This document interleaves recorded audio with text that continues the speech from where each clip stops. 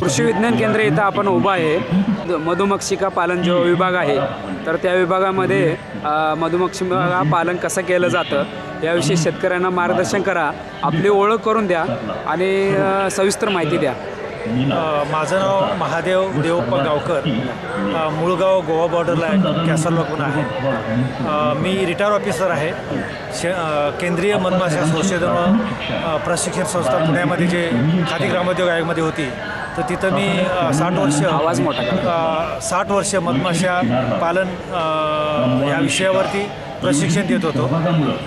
आपल्या भारतामध्ये जे 4-5 प्रकारच्या मधमाशा आहेत त्यामध्ये 2 प्रकारच्या मधमाशा आपण पेटीमध्ये पाळतो। एक तर सातेळी मधमाशी म्हणजे इंडियन बीस आहे आणि दुसरी जे मधमाशी एपिस मेलिफेरा युरोपियन बीस, तर ह्या मधमाशा आपण पेटीमध्ये पाळतो। तर आजकाल शेतकरी लोक फुलोऱ्यामध्ये फवारणी करतात आणि मधमाशा ह्या मारल्या जात आहेत। तर त्या मधमाशांना त्यांचं संगोपन व्हावं आणि त्यांचं संवर्धन व्हावं म्हणून त्यासाठी आपण त्यांना एक माहिती देतो, बेसिक माहिती की मधमाशा शेताच्या बांधावर तुम्ही ठेवल्यानंतर तुमच्या 1 महिना पिरियडमध्ये फ्लोरिंग स्टेजमध्ये ज्यावेळेस मधमाशा असतील त्यावेळेस तुमचं 30 ते 35% उत्पन्न वाढून मिळतं, फलधारणा चांगली होते। किंवा तुम्हाला बियाणं जर काढायचं असेल तर मधमाशा ठेवा आणि त्याच्यात परपरागीभवन झाल्यामुळे चांगल्या प्रतीचं तुम्हाला बियाणं मिळतील। आणि दुसरं म्हणजे आपल्याला मधमाशाचं तुम्हाला जगवायचं असेल किंवा तर त्यासाठी आपल्याला 1-2-24 तास आपल्याला त्या बंद करून ठेवायचं आणि आपल्याला स्प्रे करता येईल। तर मधमाशी पालन करत असताना शेतकऱ्यांनी कुठून सुरुवात करावी, भांडवली खर्च किती आहे त्याच्याविषयी जरा सविस्तर माहिती सांगा। मधमाशा पालन हा व्यवसाय जर करायचा असेल तर सर्वप्रथम मधमाशांचं प्रशिक्षण घेणं गरजेचं आहे। कारण प्रशिक्षणामध्ये मधमाशांचे प्रकार किती आहेत आणि कुठल्या मधमाशा आपण पाळल्या जातात, पाळल्यानंतर त्यांचं मधमाशांची देखभाल आपण कशी करायची, मध काढण्याची पद्धत काय, ते कधी काढायचं, परिपक्व झालाय का नाही ह्याचं आपण निदान करणं गरजेचं आहे। आणि मधमाशांना कुठला फुलोरा लागतोय, शेती पिकं कुठली महत्त्वाची आहेत की जेणेकरून फलधारणा बी होईल आणि मधमाशांचंही खाद्य भरपूर मिळेल। आणि मधमाशा पालन हा व्यवसाय असा आहे की 5000 एक मधमाशाची वसाहत आहे। 5000मध्ये जर आपण खरेदी केली आणि तिचं व्यवस्थित संगोपन केलं तर 6 महिन्यामध्ये एक पेटी मागे आपल्याला 2 पेट्या वाढवता येतात आणि त्या वाढवल्यानंतर तुम्हाला विकायचं असेल तर 5000 रुपये एक पोटी त्याप्रमाणे ते वाढवता येतं। आणि 6 महिन्यामध्ये तुम्हाला 50-60 किलो एपिस मेलिफेरा ह्या वसाहतीपासून आपल्याला मधाचं उत्पादन मिळतं। मधमाशी पालनाचा जो इतिहास आहे तो कुठून सुरू झाला आणि आपल्या देशामध्ये काय परिस्थिती आहे? मधमाशांचा इतिहास हा मला वाटतं अमेरिकापासून सुरुवात झालेली आहे, पण त्या जवळजवळ 1800 सालापासून सुरू झालेले आहे। पण आपल्या महाराष्ट्रामध्ये मधमाशा पालन हा व्यवसाय 1946 सालापासून आपण एक केंद्रीय मधमाशा संस्था स्थापन झालेली आहे आणि त्यापासून आता मधमाशा आपल्याला ह्या आधुनिक पद्धतीचं तंत्रज्ञान करून माशांना न मारता मध यंत्राद्वारे मध काढलं जातं, माशांना काही त्रास होत नाही आणि आठवड्यातून एकदा मध आपण 1.5-2 किलो काय असेल तो आपल्याला भारतीय मधमाशामधून काढता येतो। आणि विदेशी मधमाशापासून जवळजवळ 15 ते 20 किलो मध आठवड्याला हा मिळू शकतो, जिथे त्यांना 1-2-3 महिने सूर्यफुलासारखं फुलोरा जर असेल, जिथं कारळा असेल, शेवगा असेल, त्यानंतर तुम्हाला करडई असेल तर त्यामध्ये आपल्याला मधाचं उत्पादन मिळतं आणि मधमाशी संख्या वाढते। बऱ्याच वेळा शेतकरी ज्या वेळा करतात मधमाशी पालन त्याच्याकडे शेतकऱ्यांच्याकडे मधमाशा पेटीमध्ये आकर्षित होत नाहीत, तर त्यांचं मुख्य कारण काय असावं आणि काय अडचण काय असावी? ह्याच्यामध्ये असं आहे की मधमाशांचं एक आधुनिक तंत्रज्ञान आहे की मधमाशांना जास्तीत जास्त आपल्याला जर टिकवण्यासाठी तर आपल्या मधमाशीचं पूर्ण माहिती असणं गरजेचं आहे की तिथं राणीचं काम काय आहे, कामकरी माशीचं काम आहे, नराचं काम काय आहे। राणी ही अशी आहे की एकमेव तिचं आयुष्य 3 ते 4 वर्ष आहे।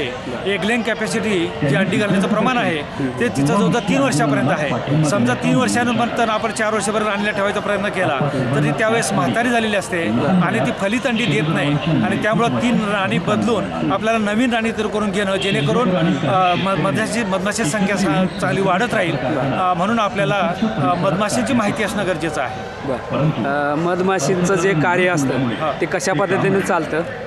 मधमाशीचं कार्य कामकरी माशी जे आहे तिचं आयुष्य 3 ते 4 महिने आहे.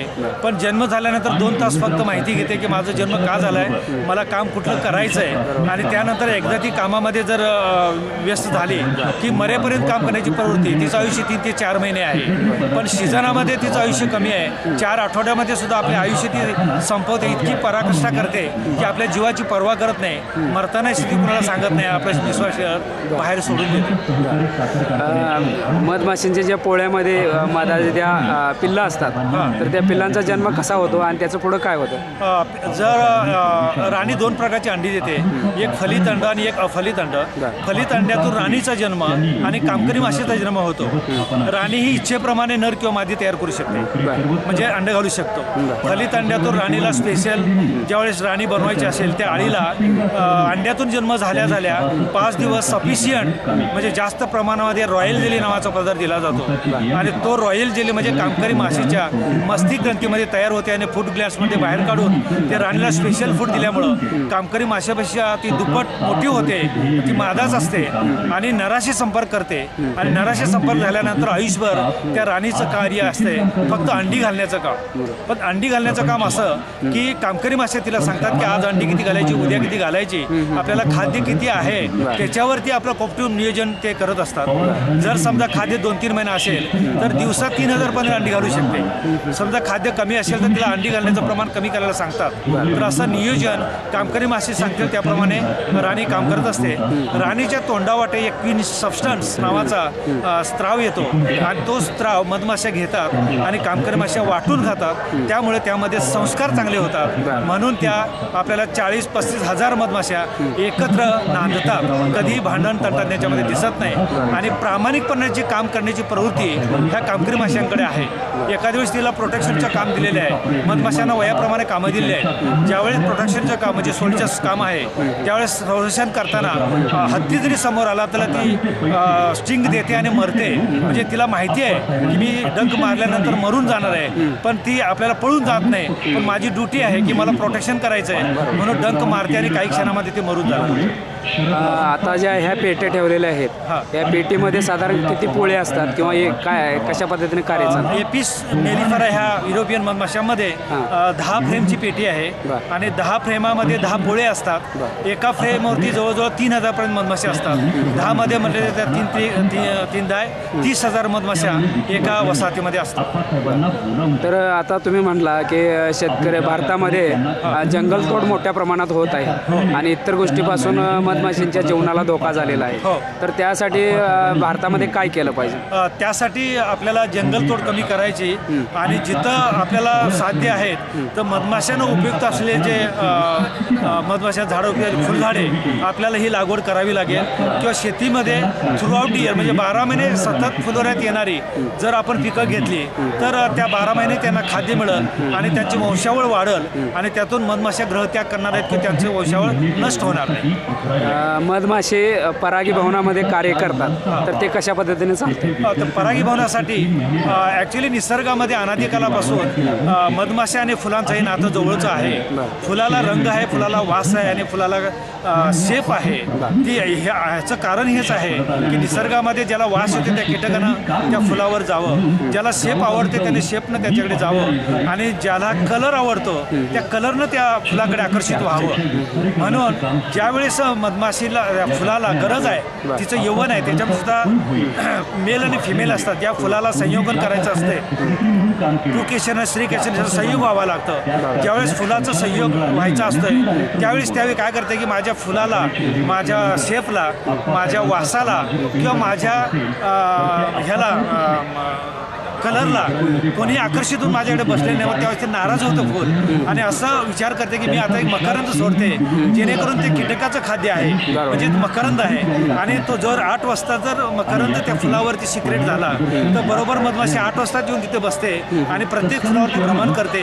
5 मिनिटामध्ये जो 500 फुलावरती ती भ्रमण करत असते आणि ते बुंद थेंब तयार करून पोटामध्ये घेते आणि मध तयार भरला पोटामध्ये की घेऊन आपल्या पोळ्यामध्ये स्टोअर करत असते. म्हणजे फुल काय करते, स्वार्थ आणि परमार्थ म्हणजे मकरंद देते आणि आपलं परागीकरण करून घेते आणि त्यामुळं फलना होते लगेच. तर मधमाशीपासून माणसांना काय प्रेरणा मिळते? मधमाशांपासून म्हणजे आजकाल जर बघितलं तर भावी पिढी आज वाहवत चाललेली आहे. पण त्यांना चांगले संस्कार जर घडवायचे असेल, जशी ही मधमाशांमध्ये राणी जी आहे आपल्या स्त्रावाद्वारे ती सगळ्यांना चांगले संस्कार देत असते. तसंच आम्ही जर मधमाशांच्या जवळ राहिलो, त्यांचा अभ्यास जर केला तर निश्चितच आपण मधमाशासारखं जर आपण राहिलो तर आपल्या जगात, भारतातच नव्हे तर जगात सुद्धा आपल्याला मला वाटतं चांगले संस्कार जर असले तर कुठलीही कमतरता होणार नाही किंवा एका प्रॉपर्टीचा आपण एखाद्याचा खून करणार नाही किंवा एखाद्या आपण म्हणजे चांगल्याचे आपल्याला रिस्पेक्ट देण्याचं काम किंवा चांगले संस्कार घडवण्याचं काम हे मधमाशी आपल्याला देत असतात आणि त्याप्रमाणे आपण वागणं भावी पिढ्यामध्ये आज गरज आहे, काळाची गरज आहे. मधमाशांचे नैसर्गिक शत्रू कोण असतात? नैसर्गिक शत्रू फर्स्ट म्हणजे मधमाशांचं आजकाल मधमाशा काढणारे लोक, कातकरी समाज हा शत्रू झालेला आहे. त्यानंतर आज शेतकरी, जरी आपण किती म्हटलं तर आज शेतकऱ्याला जर आपण विचारलं तुमचा मित्र, शेतकऱ्यांचा मित्र कोण आहे बाबा शेतीचा, तर ते गांडूळ म्हणून सांगतात, पण मधमाशी कोणी सांगत नाही. कारण त्यांना त्याचं मला वाटतं अज्ञान असते. पण मधमाशी ही आहे त्या स्थितीमध्ये जर त्याने रोपटं व्यवस्थित वाढवलं, खतपाणी घातलं, सेंद्रिय खतं घातली आणि मधमाशा जर सोडला तर तेवढ्याच ह्याच्यामध्ये त्यांना 30 ते 35% त्यांच्या उत्पन्नामध्ये भर होते आणि चांगल्या प्रतीचं तुम्हाला क्वालिटी आणि क्वांटिटी ही त्यांना मिळू शकते. मधाचे मार्केटमध्ये काय परिस्थिती आहे, काय कशा पद्धतीने दर मिळतात? आज भारतातच नव्हे तर बाहेरच्या देशातसुद्धा मधाला मागणी भरपूर आहे. कारण आपला जो भारत देश आहे तो आपल्याला बघितलं तर जंगल भरपूर आहे आणि शेती पण आहे. दोन्हीकडे मधमाशा ह्या जगू शकतात. तर मधमाशी पालनामध्ये भारतामधून किती निर्यात केलं जातं मध? भारतामध्ये तो असा कोटीने करतो याचा निर्यात मला काही माहिती नाही तेवढं. पण शक्यतो आज बाहेरच्या देशामध्ये बरेचसे एक्सपोर्ट करणारे लोक आहेत की आपल्याला मल्टीफ्लोरा जसं म्हणतो आपण, प्रत्येक फुलातला मध आज मागणी, जंगलामधला जो मध आहे आपल्याकडे, जसं जांभूळ आहे, हिरडा आहे, बेडा आहे, केळा आहे, तुमचं काय म्हणतो आम्ही त्याला, शेवगा आहे. तर ह्या प्रत्येक फुलावरती मधमाशांचा तो फेवरेट आहे. वेगवेगळा मध आपल्याला क्वालिटी आपण लोकांना देऊ शकतो. तर मधमाशी पालनासाठी विशिष्ट जाती काय पाळल्या जातात? आपल्या भारतामध्ये एक आग्या मधमाशा म्हणून आहेत, दुसरी एक फुलोरी मधमाशी म्हणून आहे. ह्या दोन्ही जाती आपण पाळत नाही कारण त्यांना उड्यावर राहायची सवय असते, एकच कोंब असतो. पण त्यांचं माशांना न मारता मध काढण्याची पद्धत आपल्याला जर शिकली तर त्यांना माशांना मारलं जात नाही, फक्त मधाचा भाग तेवढा काढून घेतला जातो आणि तो क्वालिटी मधाची चांगली असते. माझ्या मार्केटमध्ये त्याचा भाव चांगला मिळतो. मधमाशा पाळायच्या म्हणजे सातेळी मधमाशा म्हणून एक आहे, सातपुडी नावाची. दुसरी एक विदेशी मधमाशी, युरोपियन, ज्याला एपिस मेलिफेरा म्हणतो आपण, ती ह्या दोन्ही मधमाशा आपण पेटीमध्ये पाळतो. अजून एक ट्रायगोना बीज, ज्याला आपण पोयाची मधमाशी म्हणतो, ती मेणाची पोळी बांधत नाही पण तीही मध गोळा करते आणि त्याचाही मध आपल्याला आपण काढू शकतो. अशा 3 प्रकारच्या मधमाशा आपण पाळल्यानंतर मध यंत्राद्वारे आपण मध काढतो. त्याला माशांना मारलं जात नाही किंवा पिळून मध काढण्याची आपल्याला आवश्यकता भासत नाही. तर मधमाशी पालनासाठी केंद्र शासन, नाबार्ड आणि राज्य शासन यांच्या काही योजना आहेत का? मधमाशा पालन करण्यासाठी बऱ्याच संस्थांमधून आज फंडिंग मिळते लोकांना आणि एक आजकाल नोकऱ्या मिळत नाही, सुशिक्षित बेकारी वाढलेली आहे आणि पॉप्युलेशन तर दिवसेंदिवस वाढत चाललेलं आहे. तर आज शेती आहे तेवढीच आहे, उलट शेती कमी व्हायला लागली आहे. पण त्याच्यासाठी आपल्याला काहीतरी स्वतःच्या पायावर उभं राहण्याकरता किंवा लोकांना रोजगार देण्याकरता आपण स्वतः मध उद्योग आज जर आपण केलं तर आज आपल्याला एकट्यानं जरी केलं 10-15 लोकांना आपण हा उद्योग देऊ शकतो आणि त्यांनी स्वतःच्या पायावर उभं राहू शकतो. कृषी विज्ञान केंद्रामध्ये अशा प्रशिक्षणाची सोय काय आहे? कृषी विज्ञान केंद्रामध्ये आज आपल्याकडे आम्ही एक 5 दिवसाचं ट्रेनिंग देण्याचं आपल्याला देत आहे. त्याच्यामध्ये प्रॅक्टिकली मधमाशा हाताळण्याची पद्धत, मधमाशाचे प्रकार, मध काढण्याची पद्धत आणि कुठला फ्लोरा मधमाशांना उपयोग आहे, जेणेकरून शेतकऱ्याचं बी जे त्यांना आपण सांगतो की बाबा डाळिंब घ्या किंवा शेवगा घ्या, त्याच्यावरती तुम्हाला मधमाशा काम केल्यानंतर तुमचं उत्पन्न बी वाढतं, तुमचा फायदा होईल आणि मधमाशाही आपल्याला त्याचा एक उद्योग आपल्याला करता येईल. प्रशिक्षण घेतल्यानंतर शेतकऱ्याला प्रमाणपत्र दिलं जातं का? त्यांना प्रमाणपत्र ट्रेनिंग झाल्यानंतर दिलं जातं आणि त्यानंतर त्यांना काही जर आपल्याला फंडिंग जर आलं त्याच्यामध्ये अनुदान ह्या माध्यमातून त्यांना मदत होऊ शकते. आणि त्याला मूर्तरूप जळगावच्या भवरलाल जैनाने दिले. पेटी आहे हे जे आहे आपण नवीन त्याला हा मेन पत्रा म्हणून देतो. बरं. होम फाउंडेशन शीट म्हणतो आपण याला. बरं. हा जो मेन पत्रा आपण मधमाशाच्या पोळ्यापासून तयार केलेला आहे मेणापासून आणि त्याला एक छाप आपण दिलेला आहे. आवाज इथे एक छाप दिलेली आपण आणि आपण आतमध्ये दिल्यानंतर ह्या मधमाशा आपल्या बॉडी साईजनं षटकोनी घरं तयार करतात आणि त्यानंतर आपल्या मध भरणं पराग भरणं किंवा त्यांची अंडी आळी कोश ही त्या ह्या कुंभावरती असते. ह्या पेटीमध्ये एक वसाहतीमध्ये जवळजवळ 35 ते 40 हजार कामकरी माश्या, एका फ्रेमवरती जवळजवळ 3000 मधमाशा असतात. यामध्ये एक राणी माशी, कामकरी माश्या आणि नर हा सिजनेबल असतो. नर माशी आणि कामकरी माशी 12 महिने सतत असतात. वरच्या भागाला इथं आता आपण कोंब आहे, इथं वरच्या भागाला मध दिसतोय आपल्याला. हा मध आहे. इथं पराग स्टोअर करतात आणि ह्या भागाला आपला अंडी आणि कोश या खालच्या बाजूला असतात. या सगळ्या कामकरी माश्या दिसत आहेत आपल्याला. वयाप्रमाणे त्यांना कामं दिलेली आहेत, ते आपापले काम करतात. ह्या कामकरी माशांमध्ये इंजिनियर्स आहेत, सर्वेअर आहेत, नर्सबीज आहेत, सोल्जर्स आहेत, मध आणणारे आहेत, बांधकाम करणारे आहेत, साफसफाई करणारे आहेत. जसं आपण म्हणतो की आपल्याला सिक्युरिटी जे आहेत किंवा कम्युनिकेशन त्याची भाषा बी डान्स करून सांगत असतात की आपल्याला राहत्या घरापासून फुलोरा किती अंतरावर आहे, कुठल्या दर्जाचं आहे, शॅम्पल आणि त्याने डान्स करून ते सांगत असतात. माशापासून आपल्याला मध मिळतो. दुसरं एक मेण मिळतं. तिसरं जे आहे आपल्याला प्रोपोलिस म्हणून नावाचं मिळते. मधाचा उपयोग आयुर्वेदामध्ये केला जातो.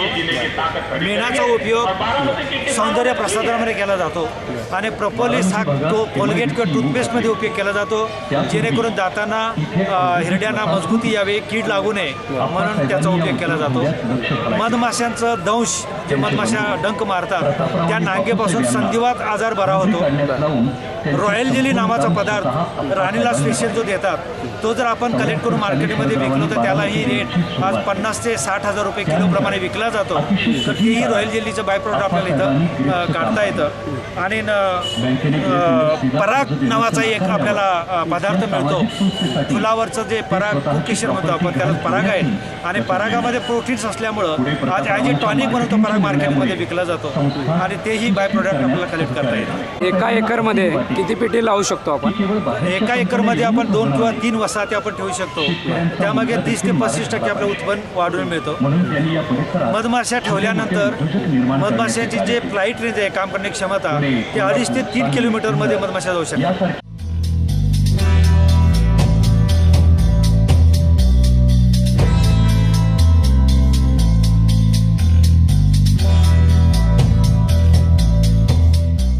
या मधमाशांमध्ये एक राणी माशी असते आणि 35,000 पर्यंत कामकरी माश्या आणि नर हा सिजनेबल असतो. आज आपण एक कॉलनी एपिस मिलिफेरा नावाची विदेशी मधमाशी आहे. ह्या एका पोळ्यावरती जवळजवळ 3,000 मधमाशा आहेत.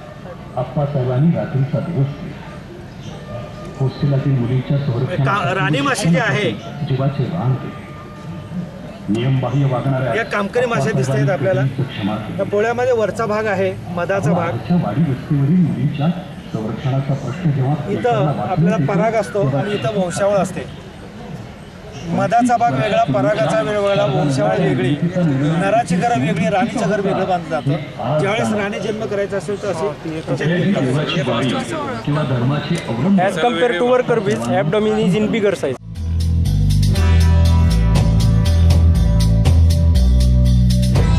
राणी बघा दिवसात 3,000 अंडी घालू शकते.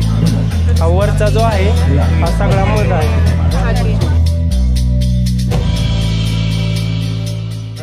राणी आपल्या घरट्यामध्ये वापस येते पण त्याच दिवशी नर मात्र मरतो.